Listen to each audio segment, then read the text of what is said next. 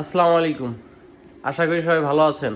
মাননীয় প্রধান উপদেষ্টা, আইন উপদেষ্টা, স্বরাষ্ট্র উপদেষ্টা সহ সকলকে আমার রিমাইন্ডার জানানোর আজকে ৪র্থতম দিন। আমাদের প্রিয় ভাই ওসমান হাদি গুলিবিদ্ধ হওয়ার ১৬তম দিন।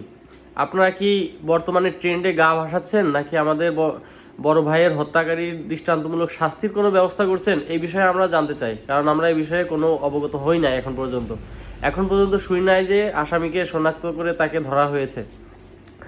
আর আমাদের সাধারণ জনগণের দাবি, কোটি কোটি মানুষের দাবি, হাদি ভাইয়ের বিচার কার্য হওয়া এবং দৃষ্টান্তমূলক শাস্তি হওয়া। আপনাদেরকে বিনীতভাবে অনুরোধ করব, বর্তমান সমসাময়িক বিষয়গুলোতে আপনারা গা না ভাসিয়ে তার দ্রুত বিচার করুন। আসামিকে যদি দ্রুত বিচার না করা হয়, তার মতো একজন বিপ্লবী নেতাকে, আমাদের দেশরত্নকে আমরা যেভাবে হারিয়েছি, আরও যারা আছে আমরা আস্তে আস্তে তাদেরকে হারাবো। আমরা চাই না এক ব্যথার সাথে অন্য ব্যথা জোড়াতে। এই জন্য প্রধান উপদেষ্টা সহ সবাইকে বিনীত অনুরোধ, আপনারা দ্রুত এর একটা ফয়সালা করুন। আসসালামু আলাইকুম।